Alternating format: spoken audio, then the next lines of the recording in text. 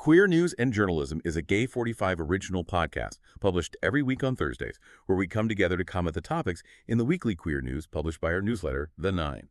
Subscribe on gay45.com to get the latest news every week. Welcome, everyone, to a truly special deep dive. Today, we're embarking on this really exhilarating journey through the latest global queer news from Gay 45. We've got such a whirlwind of headlines, heartbreaking hate crimes, fierce protest, vibrant art, critical moments of recognition, so much.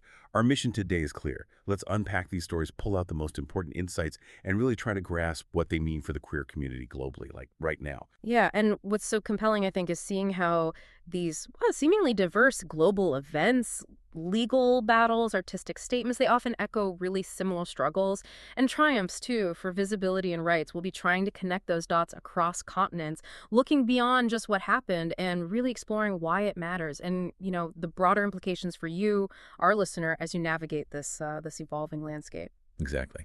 So let's jump right in. We've got quite a journey ahead. Investigations in London, radical art in Berlin, critical fights for justice in Africa, Eastern Europe. Lots to cover. We're going to start with some, truly heartbreaking news out of Botswana. The suspected homophobic murder of Kenosi Mokabamotho, a young model, a choreographer. It's just a stark, devastating reminder of the extreme dangers many in the LGBTQ plus community still face. He was found assaulted, beaten, set alight, and later died from those horrific injuries after being left on a roadside. It's just chilling. It really is. And this tragedy brings a crucial question forward, doesn't it?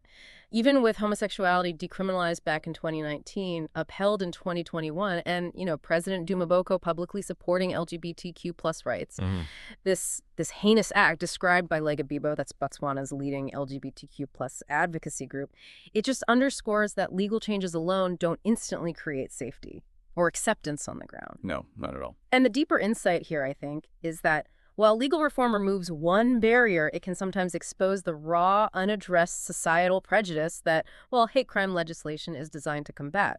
Like Abibo's urgent call for those laws. It isn't just about punishment. It's about the state actively acknowledging and condemning hate-fueled violence. That's a significant step towards truly protecting its most vulnerable citizens. Yeah, absolutely.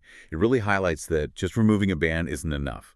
The community desperately needs active, proactive safeguarding. The law needs to catch up, not just to acknowledge queer existence, but to actively protect queer lives. It's vital. Okay, so from that tragic individual impact in Botswana, let's shift focus. Let's look at more systemic challenges in Europe, where we're seeing a different kind of resistance unfolding in Hungary. Police have banned the Pécs Pride Parade. They're citing a constitutional amendment. And this follows a similar attempt to block Budapest Pride earlier this year. But here's where it gets really interesting.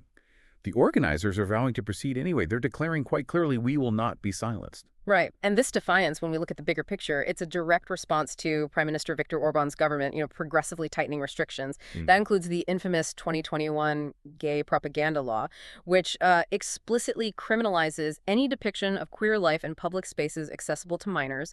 It's a deeply concerning law, and it's notably modeled on Russia's own restrictive anti-LGBTQ plus laws. So the brave stance of the diverse youth network in Pécs, condemning the ban as a severe blow, it's a powerful symbol, a symbol of this ongoing, courageous struggle against state-sanctioned discrimination. It's a refusal to be erased, a loud declaration that fundamental rights just cannot be legislated away. Wow. That takes incredible courage, doesn't it, to stand up against such a systematic effort to silence an entire community. And speaking of resilience, in the face of immense pressure, let's turn our attention to Kharkiv Pride in Ukraine. It opened this week under extremely tight police security. And that was because far-right nationalist and Christian groups actually tried to disrupt it. But what aspects of this pride really stand out to you, given the unique circumstances in Ukraine? Well, what truly strikes me about Kharkiv Pride is its potent duality, its profound commitment. On one hand, yes, organizers and participants faced down increased police presence, dispersal of protesters, even a brief scuffle happened. But on the other hand, the event powerfully included remembrance for queer soldiers killed in Russia's war. And they actively fundraised for Ukraine's military, even specifically for an anti-tank missile system for the 46th Aeromobile Brigade. Wow. So this isn't just a pride parade. It's really a testament to deep national defense intertwined with an unwavering fight for their own rights, all encapsulated in their slogan, "Together towards equality and victory." It speaks volumes about how, in these dire circumstances, fighting for national sovereignty and personal freedom become, well, inextricably linked. It's a fight on multiple fronts. That really puts things into perspective. Oh. It's not just a fight for rights, is it? It's a fight for the very existence of their nation, Right. all while upholding their identity. It's incredibly powerful. Okay, now let's move over to Morocco. There, a prominent feminist and LGBTQ activist, Ibtisame Betty Lachkar, has been sentenced. 2.5 years in prison and fined $5,000.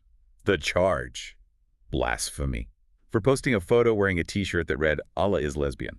Yeah, this conviction immediately raises a really critical question, doesn't it, about the often tense intersection of freedom of expression and deeply held religious laws. Lachkar and her legal team argued it was political commentary, protected by Morocco's constitutional right to free expression, not an insult to religious belief. Prosecutors, however, saw it differently, a violation of laws against defending Islam and the monarchy. And human rights organizations like the Moroccan Association of Human Rights have rightly condemned this ruling. They see it as a significant setback for basic freedoms. It just starkly highlights the global disparities in how free speech is interpreted, and the severe, often disproportionate consequences activists can face when challenging established norms, especially regarding religious sensibilities in more conservative societies. It's a reminder of the very real personal cost of activism. It's certainly a tricky situation, underlining the immense personal risks activists take when they express views that challenge these deeply established norms. But, even as some battle for the right to simply exist and express themselves, in other parts of the world, we're seeing these vibrant explosions of queer visibility. So let's pivot from these challenging legal battles to some really exciting examples of celebration. Starting with Berlin Art Week. It just kicked off, transforming the city into this buzzing hub for contemporary art and culture. And it's specifically embracing queer artists, collectors, cultural voices. Yeah, and what's so compelling about this is how Berlin consistently reinforces its reputation, right, as a global epicenter for contemporary and queer art. The festival, running September 10th to 14th, it actively features artists like Peter Maximilian Ronsdorf in the Material exhibition, and the powerful collaborative work of Christelle Oyeri and Nivo Wireko, exploring memory, cultural resonance through video, sound, performance. This isn't just art for art's sake. It really shows how artistic expression provides this vital, inclusive platform for dialogue, identity affirmation, representation within the queer community, fostering discussions on both aesthetic and crucial social issues. It makes the city a living canvas, really. And right over in Düsseldorf, another art exhibition, this one provocatively titled Sex Now, is sparking quite a debate. It's mixing art, sex toys, social commentary. Yeah. Restricted to 18 plus naturally. Organizers even consulted police because of its, quote, pornographic potential. Oversized plush genitalia, a fleshy fountain by Peaches, it sounds. Wow, intriguing. Intriguing is one word for it. This exhibition truly pushes the envelope, doesn't it? It forces us to ask, where do the boundaries of sex-positive art lie in public spaces? How far can artistic expression go to ignite dialogue? While the organizers are clearly aiming for a sex-positive message, inviting open discussion about sexuality, some critics are questioning its depth, seeing it more as spectacle, perhaps, than profound exploration. I see. And it's that dynamic tension, isn't it? How do you provoke thought, foster open dialogue about sexuality while navigating public sensitivities, potential religious objections from staff, even legal restrictions? It's a constant negotiation for cultural institutions trying to be both avant-garde and inclusive. It certainly highlights the ongoing challenge of bringing intimate themes into public discourse. It really does. It's definitely a conversation starter, even if it makes some people uncomfortable. Which maybe is exactly the point, right? Could be. Now, let's shift to pop culture. Specifically, the 2025 MTV Video Music Awards. Gay 45 highlighted a notable shift towards subtle political signaling, really foregrounding queer identity within mainstream pop. Lady Gaga, Mariah Carey, Ricky Martin, so many incredible artists recognized, celebrated, all on this massive platform. Yeah, zooming out a bit, the significance of the VMAs for queer audiences, as Gay 45 highlighted, it's pretty clear. Look, there's always a tension between corporate sponsorship and truly authentic representation in these big events, right? Always. But the VMAs offered this rare, high-profile space where queer identity, artistry, and mainstream recognition can intersect powerfully. It's a profound statement of visibility. It signals to a broad global audience that queer artists aren't just present, they're celebrated. They're deeply influential in shaping global culture. And for young queer individuals watching, seeing themselves reflected and celebrated on such a stage, that can be incredibly validating and affirming, despite, the inherent commercial aspects. Absolutely. It's a huge moment for representation, isn't it? Yeah. To see that affirmation on such a global scale really matters, especially for younger generations. But, even within our own community, there are complexities, challenges we need to address openly. The head of Pride in London, Christopher Joel DeShields, is currently under investigation. This follows whistleblower allegations of significant financial misconduct and inappropriate behavior. Misuse of food and drink vouchers, purchases of Apple products, luxury colognes. That's a lot for an organization meant to champion community values. Mm-hmm. This situation really demands a crucial discussion, doesn't it, about accountability, transparency. Within major LGBTQ+ organizations, the allegations, including harassment and bullying, are serious. They've prompted an external legal review by the newly constituted board. What's truly disheartening here is this internal struggle. When the organization specifically tasked with championing community values and trust faces such accusations, it really echoes themes explored in those powerful Gay 45 op-eds when pride becomes a business and the deep corruption in LGBT organizations complicates the fight. All right, those were important reads. They really underscore the critical need for robust governance, unwavering ethical leadership, and consistent transparency to maintain community trust and, most importantly, stay true to the mission of Pride. It's about ensuring our institutions truly reflect the values they claim to uphold. It's a tough conversation, but necessary. It makes you wonder how the community rebuilds trust when leadership fails so publicly, especially in an organization that means so much to so many people. It's a major challenge. And finally, we have this, truly bizarre story involving Lil Nas X. He pleaded not guilty to felony charges after being found wandering Ventura Boulevard in his underwear, reportedly with a traffic cone on his head, and then allegedly charging at officers, injuring 3 of them. His lawyer called it an aberrant episode. Yeah, what this incident reveals, I think, goes beyond just the surface-level oddity. While his lawyer described it as an aberrant episode, this very public spectacle of what seems like a private struggle, it sharply contrasts with his usual, meticulously curated public persona. Authorities suspected a possible overdose, first hospitalized him before booking, and he was subsequently ordered to attend outpatient drug treatment. It's a sobering reminder, isn't it, that even highly successful public figures, especially those navigating the unique pressures of queer celebrity, are still individuals dealing with very human challenges. It highlights the often invisible personal struggles, the intense pressures that can lead to such public and serious consequences. It urges us to remember the person behind the celebrity. Yeah, it's a powerful, humanizing moment for someone so often seen as larger than life, a real reminder that we're all just people trying to navigate our own challenges. So, okay, what does this all mean when we bring these incredibly varied stories together? We've journeyed through moments of incredible resilience, fierce advocacy, vibrant artistic expression, and also these challenging internal struggles and very personal battles within the global queer community. It's a really mixed and complex picture, isn't it?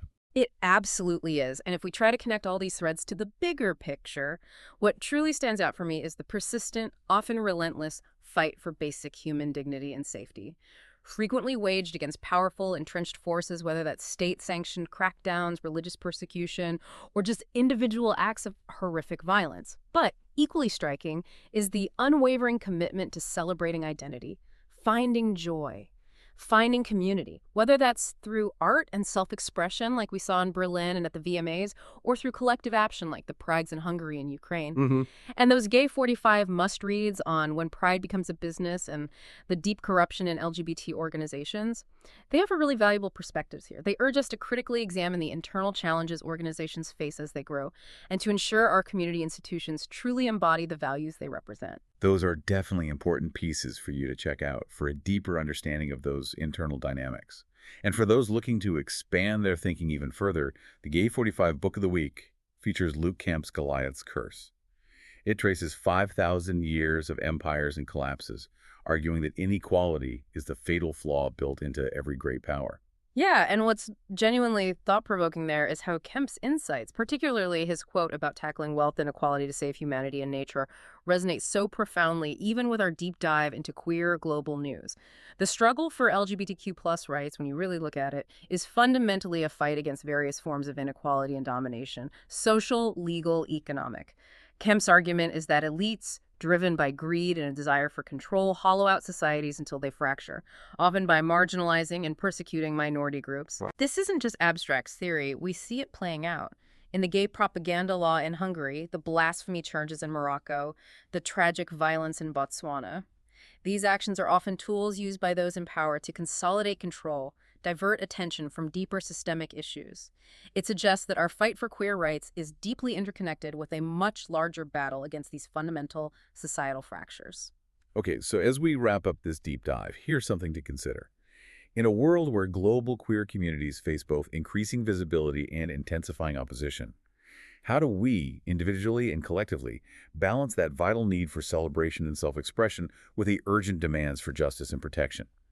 And maybe even more critically, how do we support authentic representation while also scrutinizing the very systems and organizations that claim to be our allies and support us? And building on that, thinking about Luke Kemp's Goliath's curse and his thesis on societal collapse due to elite greed and power consolidation.